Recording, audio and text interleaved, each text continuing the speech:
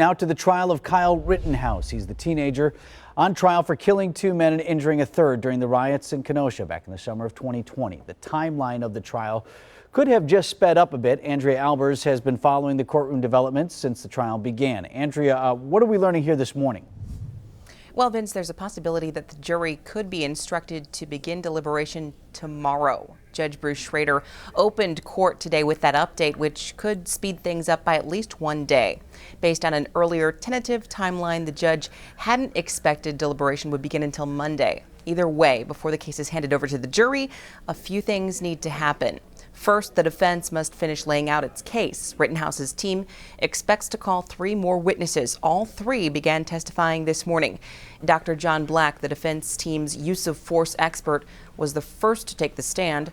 Dr. Black has analyzed videos of the shootings. He hadn't been on the stand long when the prosecution objected to the line of questioning, claiming a pre-trial ruling limited Dr. Black's testimony to specific subjects and that the defense was already moving outside of those topics.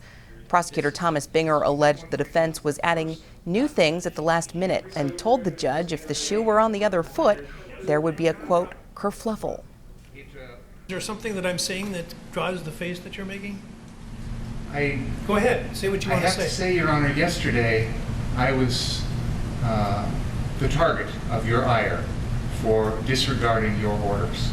Today, the defense is disregarding your order. Doctors. Now, the judge sent the jury out of the courtroom for this discussion and ultimately decided that Dr. Black would be allowed to give testimony on the timing of all 3 shootings, but it would have to be without Dr. Black's own conclusions. And Prosecutor Binger could object as he saw fit.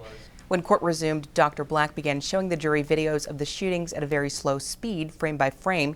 He told the court the total time of all 3 shootings was 2 minutes, 55 seconds. A Kenosha police officer who logged evidence on the night of the shooting was the second witness called by the defense. A third witness was called to the stand about 15 minutes ago. His name is Drew Hernandez. He told the court he's a reporter who was in Kenosha to document the riots. And back to that timeline for the remainder of this trial.